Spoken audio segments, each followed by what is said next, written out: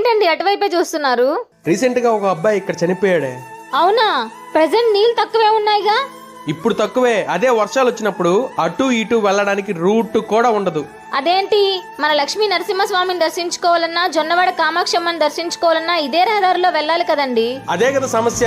ఎన్నో సంవత్సరాల తరబడి ఈ పొట్టేపాళెం కలుజు అనేది ఒక పెద్ద సమస్యగా మారిపోయింది. మరి దీనికంటూ పరిష్కారం లేదా?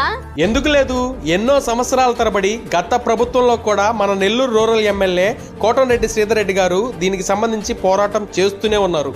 మరి పరిష్కారం ఏమైనా దొరికిందా? పట్టు వదలని విక్రమార్కుల్లా పోరాడితే ఈ సమస్యకు పరిష్కారం దొరకకుండా ఉంటుందా? గవర్నమెంట్ నుండి నిధులు కూడా మంజూరయ్యాయే. ఈ జనవరి 5వ తారీఖున ఇక్కడ బ్రిడ్జ్ పడేందుకు శంకుస్థాపన కూడా జరగబోతుంది. సూపర్ అండి. ఈ ఘనతంతా మన ఎమ్మెల్యే గారిదే. Thank you so much Kotamreddy Sridhar Reddy గారు. Thank you so much Kotamreddy Sridhar Reddy గారు. మీ నాయకత్వంలో ఇంకా మరెన్నో అభివృద్ధి కార్యక్రమాలు జరగాలని మనస్ఫూర్తిగా కోరుకుంటున్నాము.